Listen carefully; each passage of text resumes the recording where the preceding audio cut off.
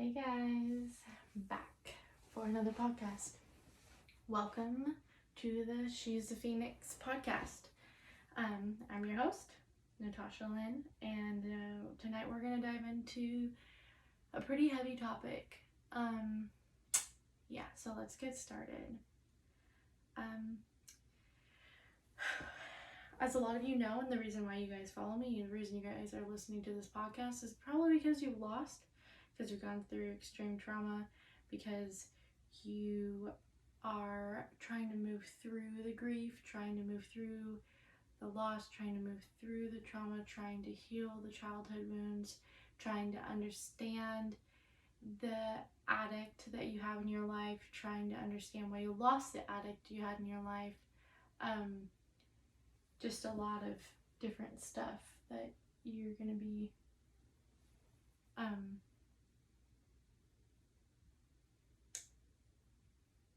moving through. Sorry. Okay, so let's chit-chat a little bit about some things. If you don't know my story,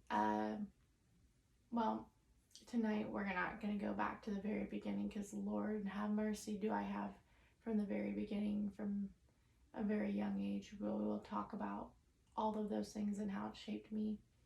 But tonight I feel like we really needed to touch base on grief and the beginning stages of grief, specifically what that looks like, what happens, what's going on in your mind. Are you going crazy? Are you are you losing it? Why is everyone driving you nuts? Why can't you just be content for 5 seconds? There's just so many things about the beginning of grief. So the only way I know how to do this is to tell you about my first experience with the most heavy grief of my life. In 2018, my husband died. So he was 22 and I was 23 years old, and we had just had a baby. Literally, he was born October 13th and my husband was killed October 31st of 2018. So we were young. We were married barely 6 months. We were just starting life together. We were buying a business. We were doing all these things. And it's important that you know this aspect of it, because everybody's grief is different, because everybody's story is different. So, the woman who lost her husband after 25 years is going to feel extremely, different than me, who lost my husband after 6 months. And it doesn't mean that it's less, or I'm belittling my situation or they're belittling my situation. It just means it's different. No two griefs are the same. Even if somebody's husband died the exact same way that mine did, it would still be different, because that relationship was different, because the energy was different, because I'm a different human than they are, because my husband was a different human than their husband was. So in a sense, you truly are alone in your emotion, in a sense, in the grief, in a sense. However, I do not like the thought of being isolated from the grief. So, which was something that's really heavy in the beginning. In the beginning, you are so stuck in the nobody can fucking know how this feels. Absolutely nobody knows how this feels. There's no fucking way. There's no way that anyone could experience a pain this deep. They have no idea what I'm going through, and they can't. And that feeling is so valid. It is. It truly is. But it is so isolating and devastating to your core. It creates a scenario where you cut yourself off from help, from love, from all kinds of different things, because you don't think that anyone can understand or connect or see, you know, the bigger picture of what's going on, all they can possibly understand. And that's how I felt when my husband died. I mean, you know, he was 22. He was healthy. I mean, he wasn't like, you know, cherry on top running 5 miles a day, doing everything he should, healthy, but he was a 22-year-old young man. He was, you know, he worked hard. He was a great husband. He was a great human. He should, there's nothing that was saying, hey, he's gonna die. But that happened. He died. He died, and it was completely fucking unexpected and ironic because Halloween was tied for his first favorite holiday with 4th of July. And he died on Halloween. Okay, so let's talk a little bit about what happened when Curtis died inside me. The reason that I talk about exactly what happened with me is, one, I know some of y'all are a little nosy and want to know what went down, what really went down. And you guys have heard different versions, but you probably haven't heard mine fully. So you will. Probably more than once on this podcast. But this is what happened when Curtis died. First off, Curtis was taking my dog to the vet because my dog was having an emergency. Her eye was infected and there was stuff coming out of it and it was scary. And I was also, you know, like postpartum, like a couple weeks postpartum, just holding brand new baby in my arms. And my dog of 13 years is not looking too hot and I'm kind of freaking out. So he loads her up in the car, and my brother and one of their best friends get in the car, and that's the last time that I ever saw him.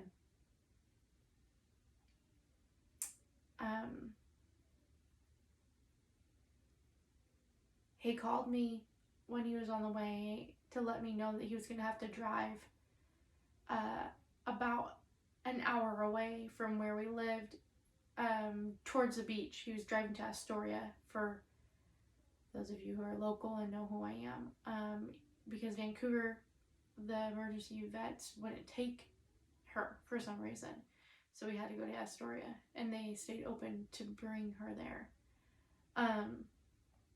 And he called me when he was on the Rainier Bridge and told me, baby, we gotta go to Astoria. And I said, okay. And then he said, it's gonna be okay. And I said, okay. But he was in such a rush, and I was so caught up that we didn't say I love you. That's probably one of the heaviest things for me. I always think about that last chance I had to tell him I loved him and I didn't. Anyways, so fast forward. I think that knowing the story, sorry, we're pivoting. I think that knowing the story, especially from my perspective, kind of gives you a deeper understanding of my grief, which helps you understand the reality of all of it. Sorry. Okay, so here we go. Back to story. He, you know, he got off the phone with me. Fast forward to when I find out, the way that I find out is hours later, and my entire family knew.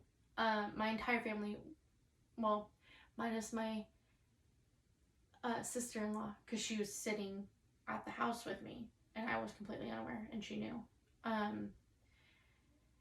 My mom was on the phone with my brother when Curtis was dying.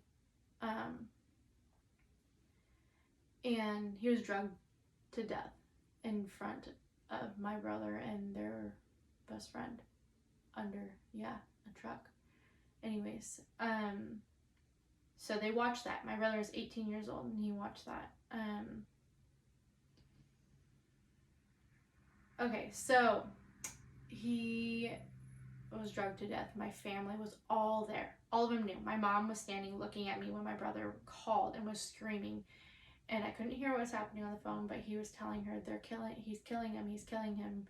Curtis is dying. And my mom just looked at me with my baby in my arms, turned around, grabbed my dad, started pushing him out the door and said, we have to go right now. And I thought it was something bad about my dog. And I didn't think anything else until, time started going by.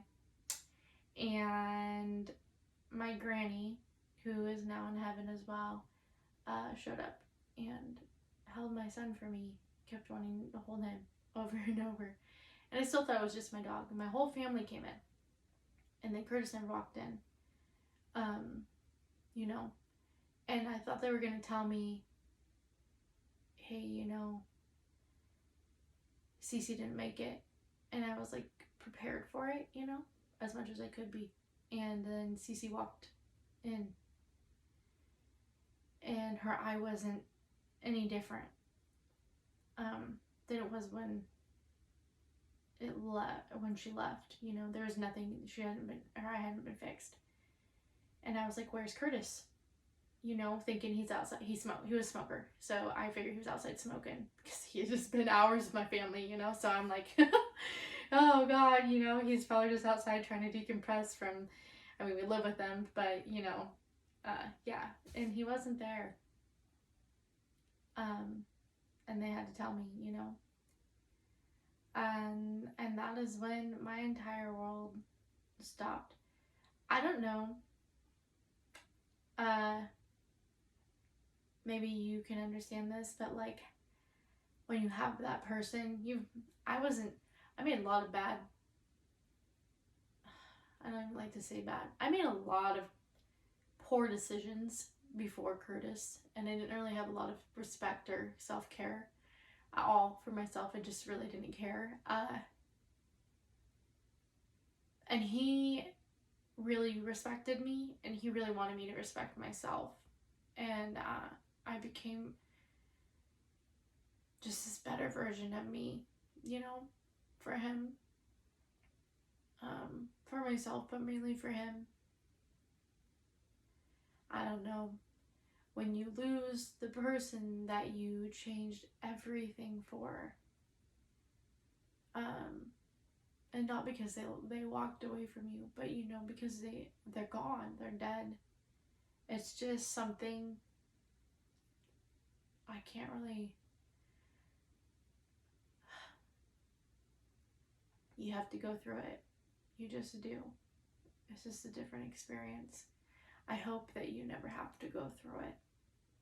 Or when you do lose the love of your life, that you lose them at a very old age. Not that I think it will be any easier, but at least you'll have years, decades with them. And so grief began while in postpartum, while I have this brand new baby, while I'm trying to just literally, take in he's not coming home. And I'm like, where is he? What hospital is he at? Is he gonna be okay? I'm willing to go anywhere, do anything, fix any. He could have lost all of his damn limbs, and I would have taken care of him for the rest of his days. I was ready for anything but him being dead.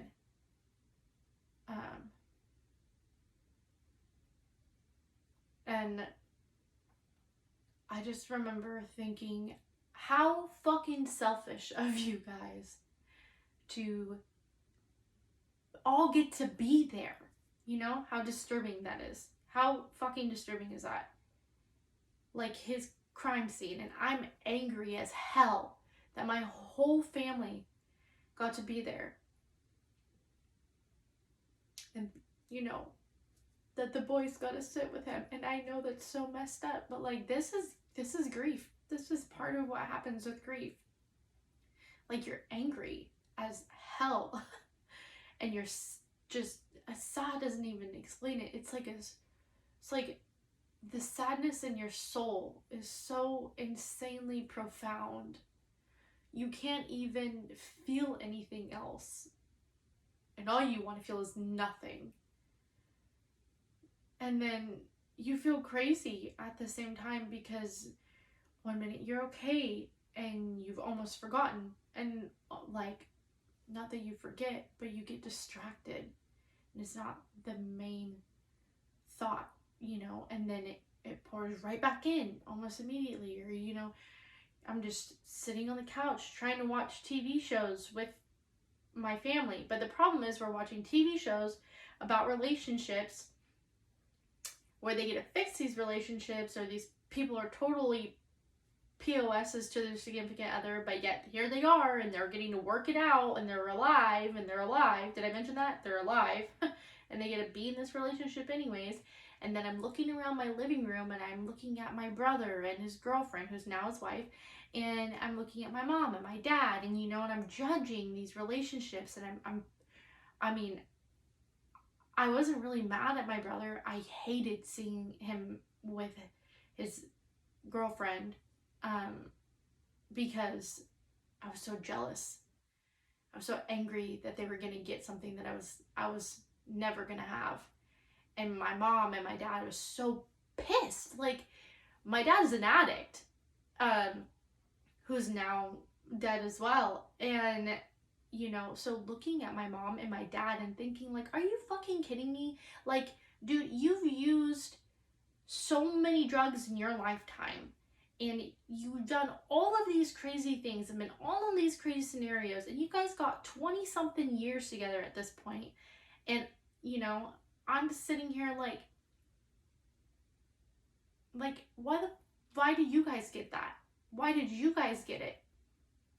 Curtis wasn't an addict. He wasn't a bad guy, And I'm angry at the entire world for being able to love. I was angry, so angry about love.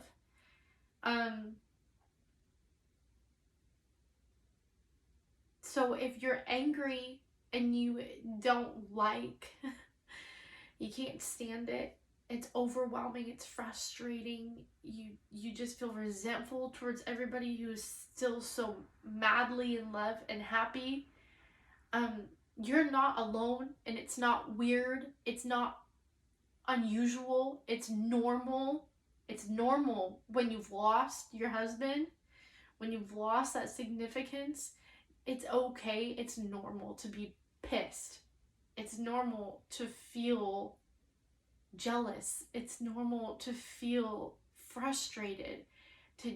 I was yelling at the TV constantly. I was throwing shit at the TV. I was snappy at, anybody in a relationship. I was just, and if anybody complained about the relationship, I just couldn't even handle it. I would just go off. I would just lose it. I'd be like, what is wrong with you?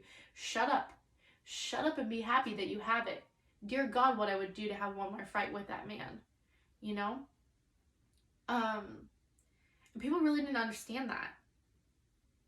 They had no idea, They just saw a grieving girl, who was becoming resentful, but they didn't understand why.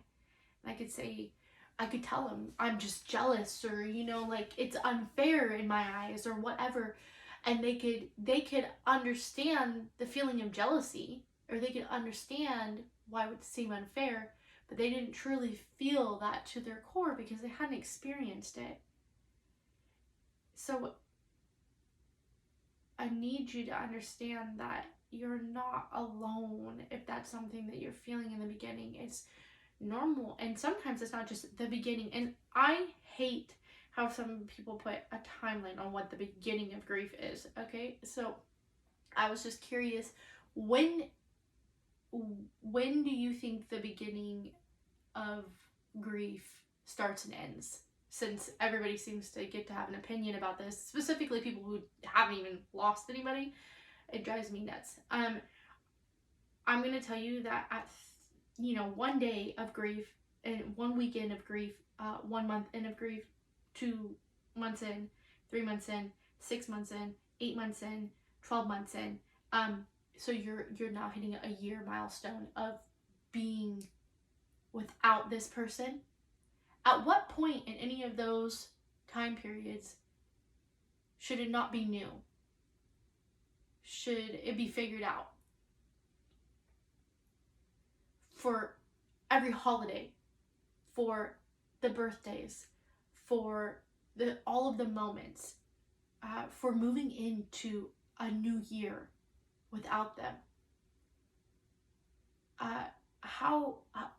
When is it supposed to be the end of the beginning? That's what I want to know.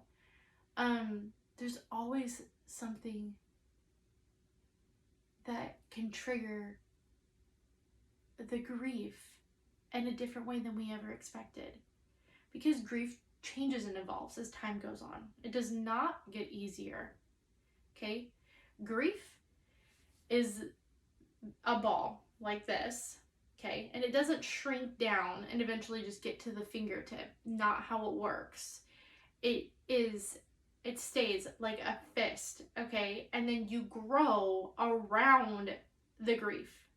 And eventually you try to grow so much outside of the grief, and the grief still is the same size, right in the center, but you grow so much around it that it seems less, and you are more prepared and more capable of walking through it when those moments happen, or acknowledging that it's a part of who you are now. But it doesn't just go away, and it doesn't just all of a sudden one day you wake up and go, oh God, I'm over it. And it's not holding on to something forever, but it is, in a sense, are we to forget the ones that we left because they're not here anymore? I mean, when trying to tell somebody who's grieving after 3 months, oh, it's been 3 months.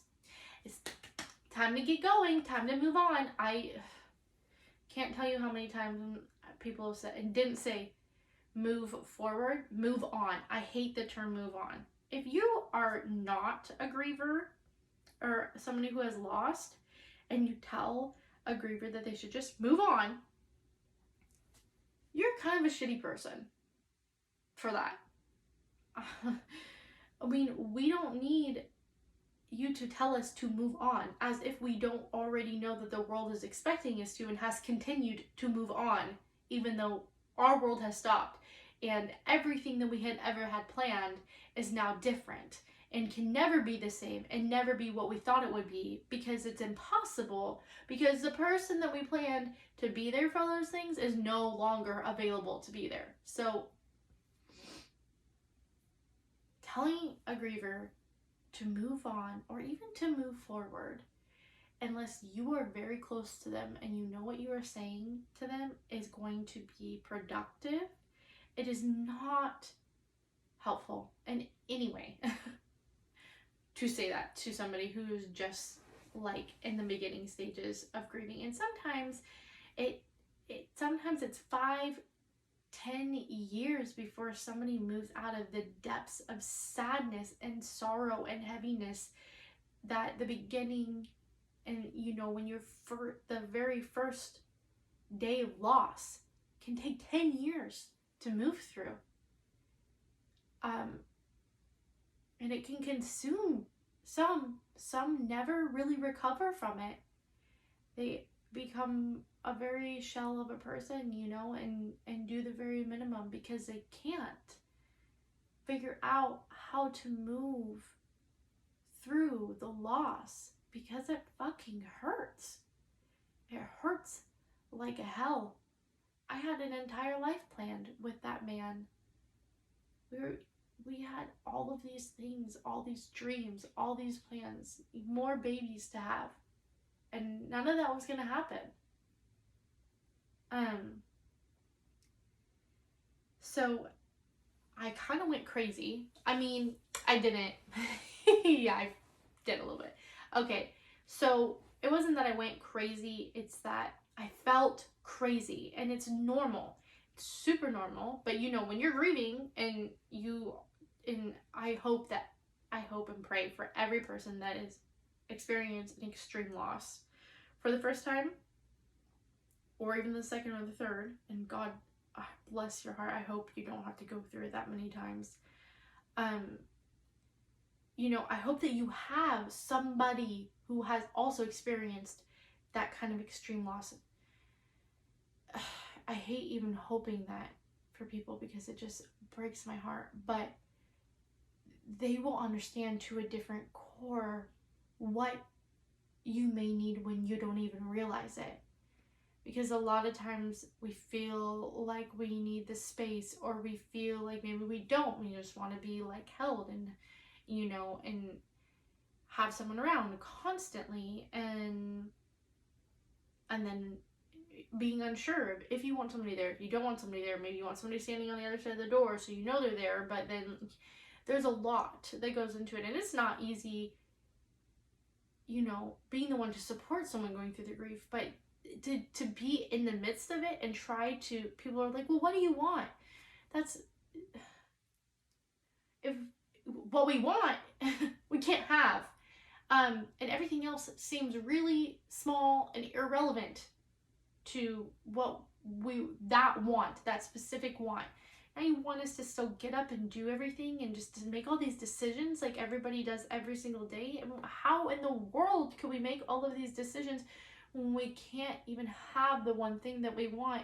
And we're so fixated on the loss. It's like, I don't fucking know what I want for breakfast, lunch, and dinner. I got it before he was dead. I didn't even know what I wanted for breakfast, lunch, and dinner every day. Like, now you want me to just, you know, like, oh, well, what can I do to help you? Those are good intention questions, but when somebody is in the beginning of loss, we just need you to do certain things, okay? Things that you can do for someone that is grieving in the beginning. You can come do laundry or pick up their laundry and go do it and bring it back, okay? Fold it, all those things. Just help do the laundry. Having like what they call grief groceries dropped off, okay? It doesn't even have to be meals, just easy things, you know, or like frozen meals, or you just like ice cream, Oreos to binge, chips and dip. I mean, just simple things. It doesn't have to be healthy. It doesn't have to be fantastic. It just has to be some A and B go together. Boom. Grab it, sit down on the couch. This, stick it in the microwave, 2.5 minutes, it works. Food trains, if they don't have a food train set up, please, I wish people understood that food trains should last for a freaking month for every person grieving. Like, even if they have to go back to work, even if they're a parent, even if they have other responsibilities, food trains should last a month for anybody who's going through a loss, because you just don't even understand how helpful it is. The dinners that were brought to us after Curtis died, the dinners that were brought to us after my dad died, they were like little pieces of comfort and love from other people. It was like, you know, food speaks to the soul, and I truly believe, like, the people who built the casseroles and the Alfredo, and oh god, there was some really good chicken Alfredo, and and all of these different, you know, meals that, or the Costco chicken pot pie, or whatever, that were just brought to us because that's how they felt they could help. It helped. Food helped. It made one less thing that we had to make a decision about. It made it easy to warm up something the next day for lunch, or to have the option of many different meals sometimes still, because people just drop off, you know, meals to freeze until you could eat them. But it made it so easy. We didn't have to think about that. We didn't have to make that decision. And a lot of times in the beginning, like, the world doesn't see, you know, I wish that the world recognized grief and loss the same way that the world recognized maternity leave. That's what it's called, right? I should know. I had it. Yeah. So like in Washington State now, I know that a lot of places you can actually get like 12 weeks of leave. Um, and and thank God I worked for the school district and I got much more than 12 weeks of leave when Curtis died. But like a lot of people don't get that. They don't even get like a week sometimes. I mean, maybe for something so significant, it's like a week or two stretch and they're making you use your paid time off, you know, or your vacation days to get it. It's not even anything else. And then you have to go back to work. You have to keep living. You have to keep providing. You can't just sit and wallow. And so then you have to add that stress back in, and then the people at work who are going to say the things and do the things and, you know, and try to either talk to you or that are going to whisper or going to tell the stories or whatever is going to happen. And then you're there, you just like, there's so much to the beginning of grief that people I just don't really think understand. Just going back to work, you know, trying to get up, taking care of a brand new baby, being, God, girl I went to school with, I believe he was her fiance, he died and she was 9 months pregnant. And you know, I was just thinking, thank you, God, for letting me have my son before he had to go. And hurting so bad for her and only imagining, because I could only imagine, you know, 9 months pregnant, just blissfully waiting for a brand new little baby, and then you have to bring that baby in by yourself. Like, ugh, my heart aches when I think of her.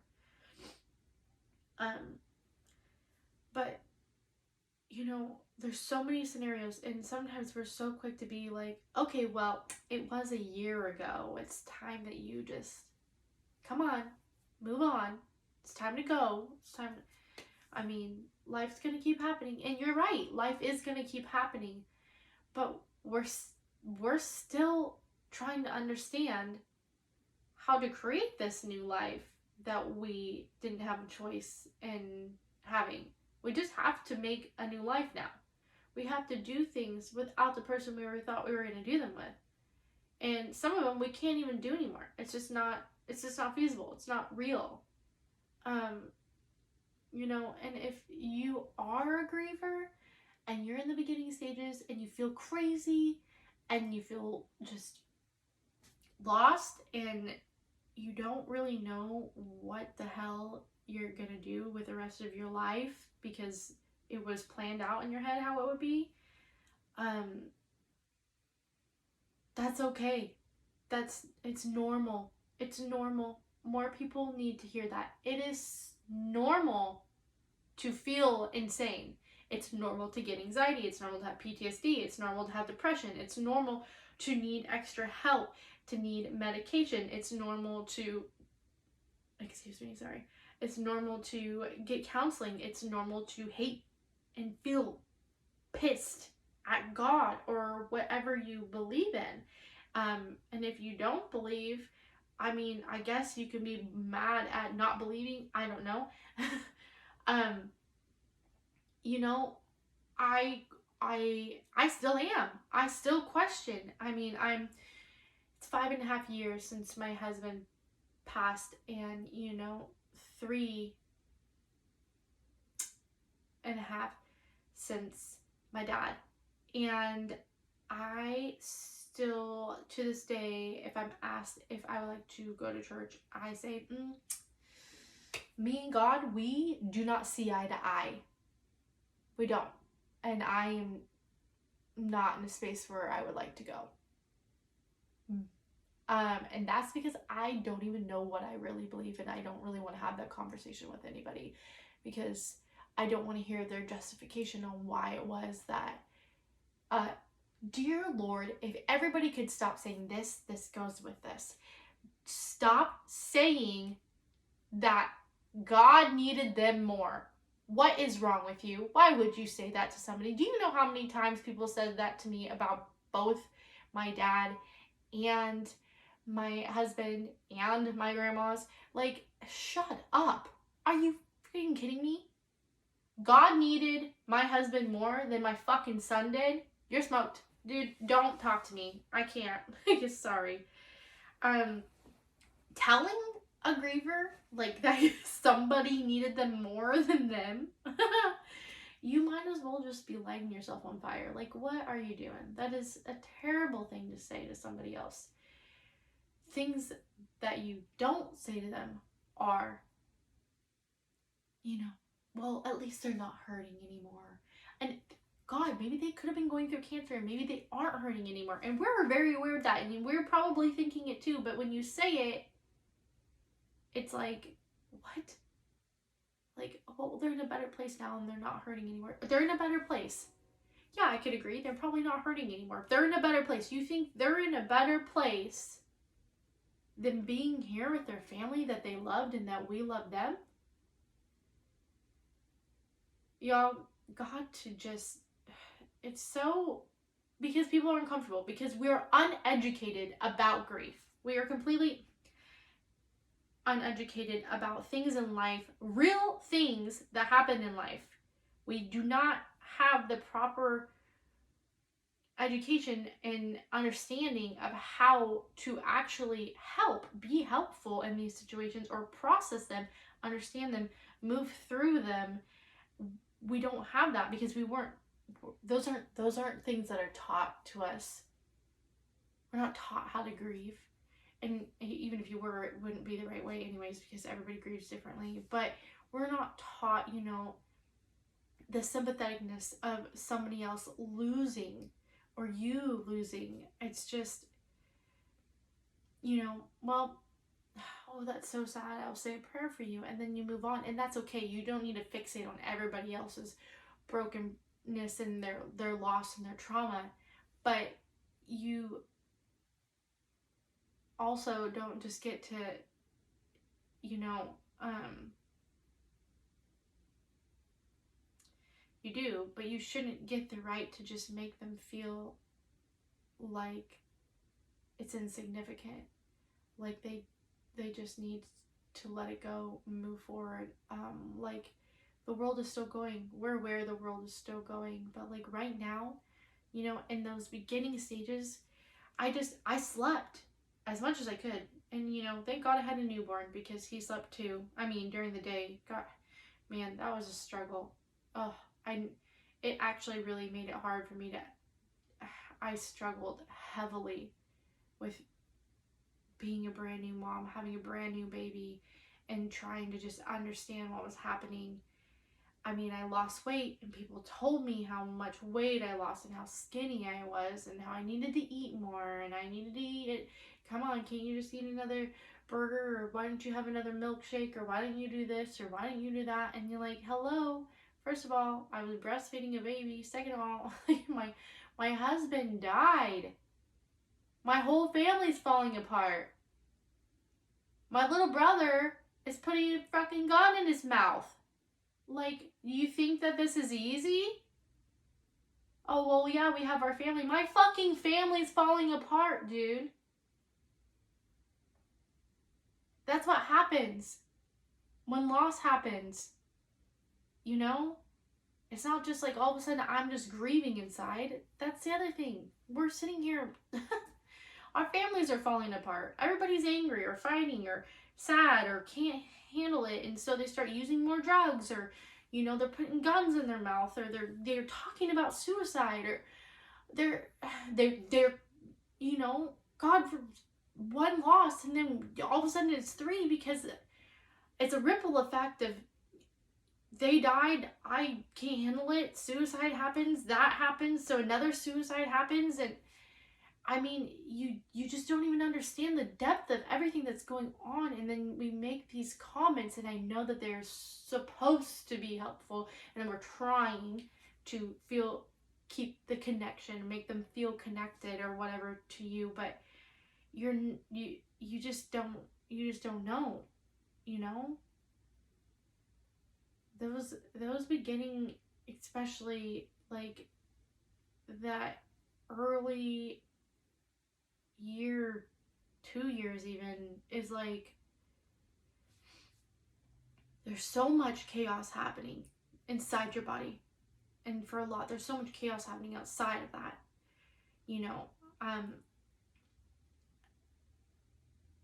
there's many times where the other, like the significant other's family cuts you off, or they they blame you, or they, I mean, your own family blames you, or whatever it is, and or they can't handle it, and they're so destroyed by the grief themselves that they're self-destructing and the family's imploding. And there was so much that was going on, and it was so heavy. And then, like, there's that, oh honey, you're young, you'll find another love. What in the world? Why would you ever say that to anybody?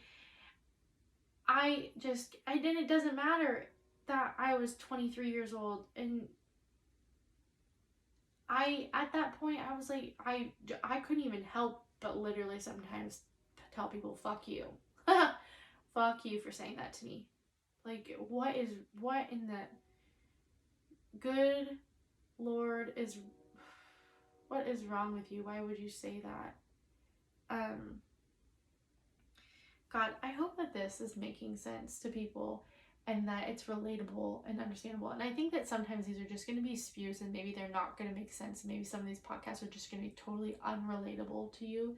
But I really know that there are some people that just need to hear the inside of my brain, so that when they're moving through the grief that they're moving through, they know that they're not crazy. Okay, I told you, multiple years into the grief, and my brain still ping pongs now from thing to thing, and how I express emotion, and how it all goes down in my head, and how I explain it. It's a lot.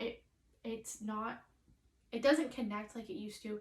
And that's the other thing. Like, you feel like this like fogginess in your brain, like things just don't compute the same way that they used to, and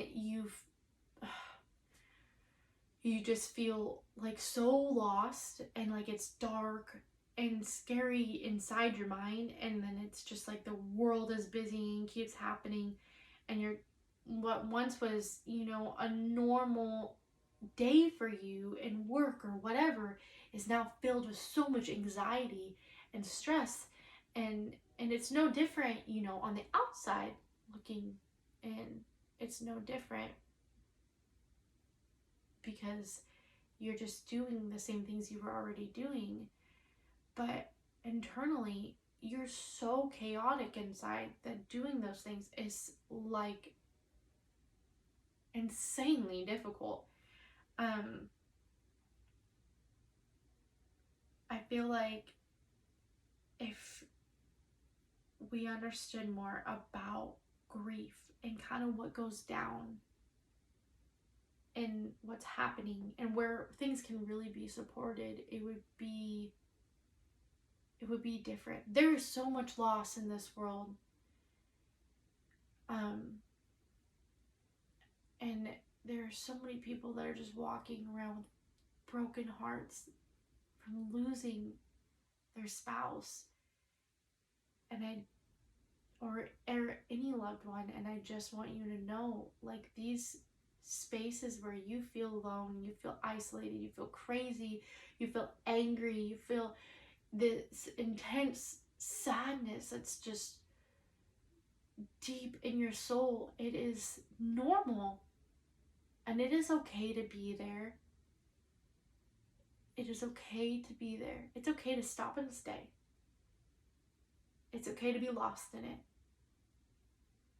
It's okay to cry every day, multiple times a day. It's okay to scream at the world. It's okay to yell at the TV. It's okay to be angry.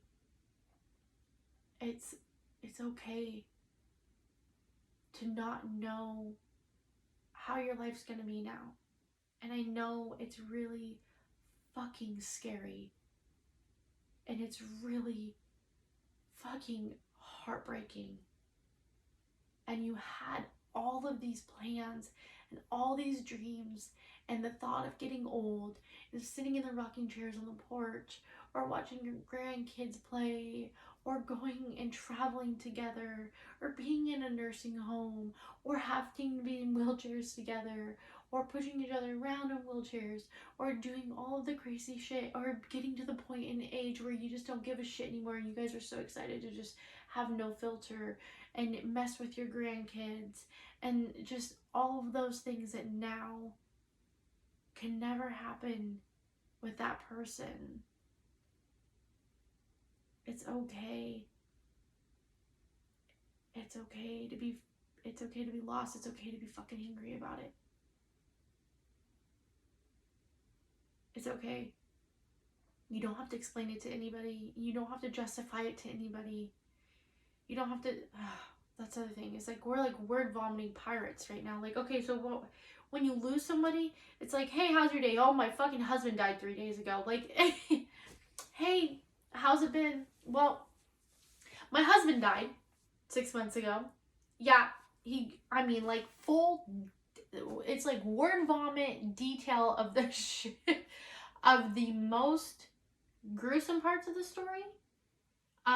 Or like, just the way they died, or, just TMI details, many times to strangers, or like even people that you haven't seen in a while, like, oh, you're just passing them by in the grocery store, and now you're like, oh great, my husband died. Like, it's normal, okay? It's normal to do weird word vomiting stuff. And it's going to make people uncomfortable, and people are not going to know what to say, and it's probably going to piss you off and irritate you more, because people are going to say really dumb things because they don't know what to say, and because we kind of put them on the spot unintentionally by telling them what happened in our life, because it feels very real and like it's very present for us, and we're trying to normalize it in our brains and rationalize what's happening, and the people that we're doing it to most of the time have not experienced something like that, and that's why you're getting the responses that you're getting. Okay, these people just don't know what to say. They don't know. They feel obligated to say something, and they have no fucking clue what they're saying. And honestly, do you even know what you would want them to say to you that would make you feel better? Do you? I didn't. I thought I did. I thought it was like maybe an apology, but apologies, I fucking hated it when people apologize to me. I'm so sorry. Oh, shut up. That's what you're supposed to say. Great. Are you sorry? Are you really sorry? 3 years ago we did not get along and you hated my guts, but now you're so sorry for me and my loss. Please shut up. Continue to not like me. Don't pity me. I don't need your fucking pity. And that's the other thing. Like, just because somebody is lost and you didn't really know them or didn't really get along with them, and they tell you that, you don't have to try to be their best friend or their biggest fan or something all of a sudden. We don't need that. We don't really even need that I'm sorry. I mean, you could say I'm sorry, but most of the time where us as grievers are, out here trying to make it easier for everybody else to process the loss, our profound loss. We're trying to help everybody else move through it, and not make them feel uncomfortable. God forbid we make anybody else feel uncomfortable about our loss. It's completely unfair to do something like that. Man, this one has been just like a jump around. So I'm sorry if you are still hanging out and you're still listening. I hope that this is just like helps in a sense for you to kind of maybe ping pong some things in that crazy brain that's happening right now for you. Or if you haven't grieved someone super heavily, you haven't had a heavy loss in your life, maybe this kind of will give you a perspective of understanding like what is actually needed versus what you're doing. Like, once again, I'll reiterate, like, I know it's silly, but like food, gift cards for food, grief grocery delivery. You don't even have to drop it off. I mean, we have how many apps these days that can deliver it, you know, just meeting them where they're at, not bringing it up, not being weird if it's brought up, okay? They don't want to ignore. We don't want to ignore who we lost. We don't want to pretend like they don't exist anymore. And that's the other thing is it's like in the beginning, they're like, oh, shh, don't talk about that. Don't talk about that. No.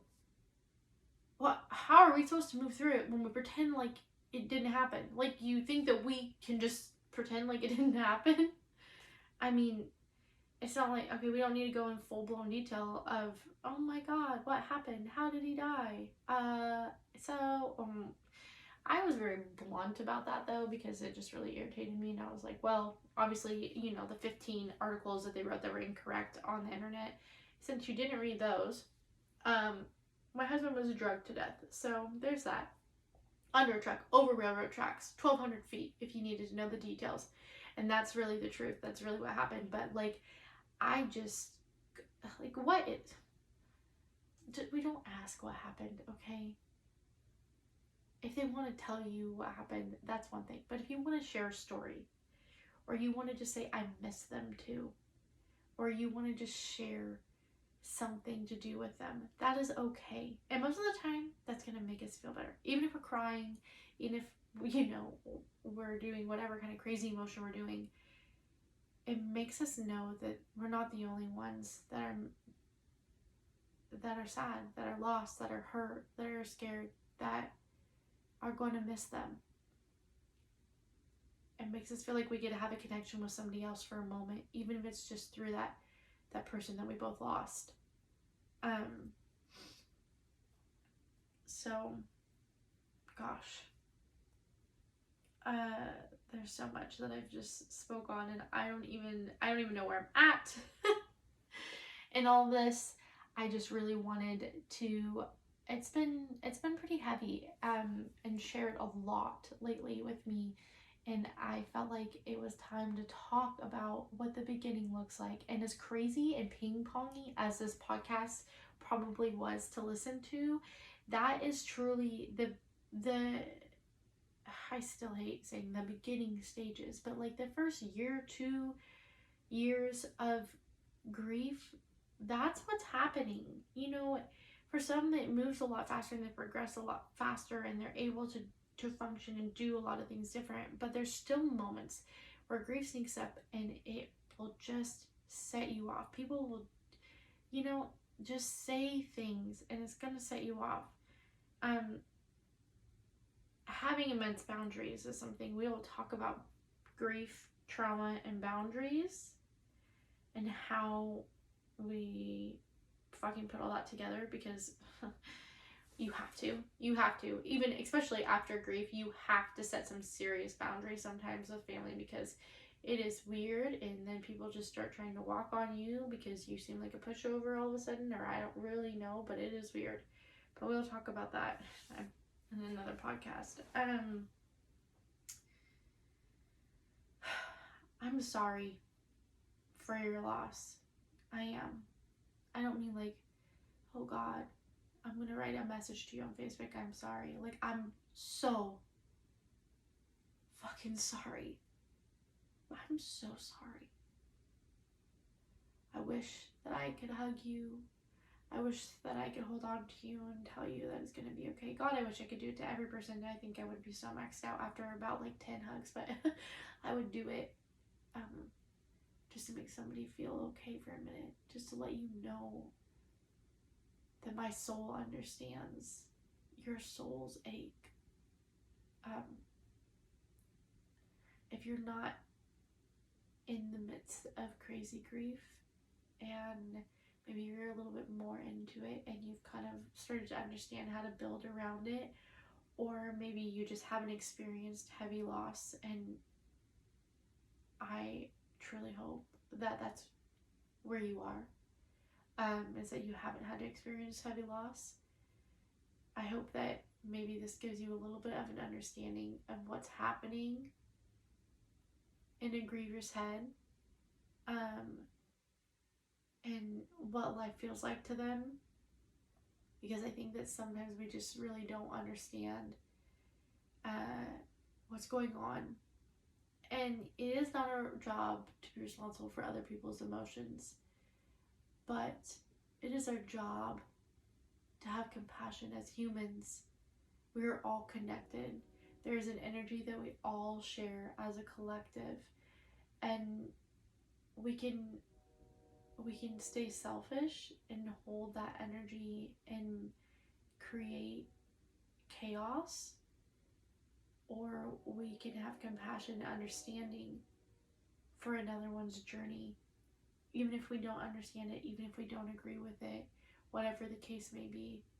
We can still be there and support them, because as a collective we are one.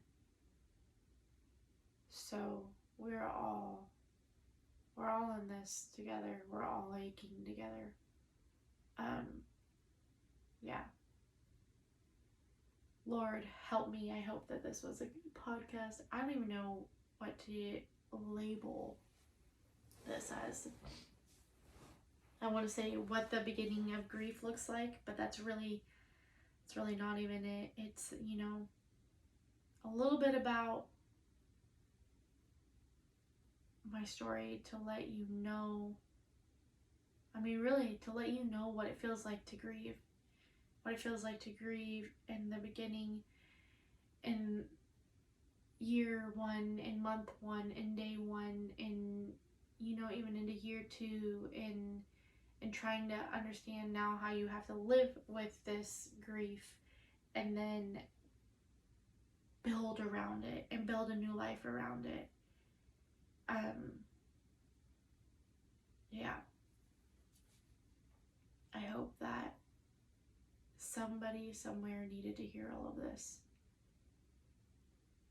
And if not, I'm sorry that you had to spend all this time listening, but I hope that it helped you, and I hope that maybe it'll prepare you if, unfortunately, one day you lose someone deeply that you love, or somebody that you know lose someone deeply that they love.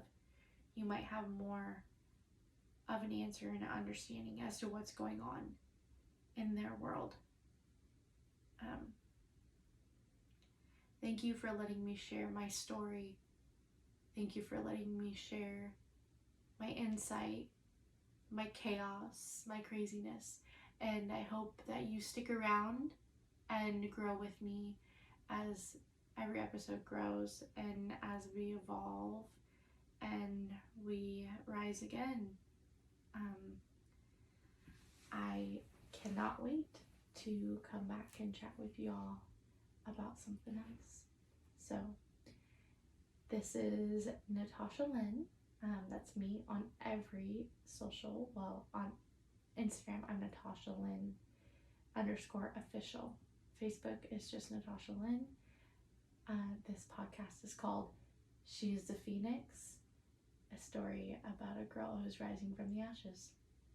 I love y'all. See you next time.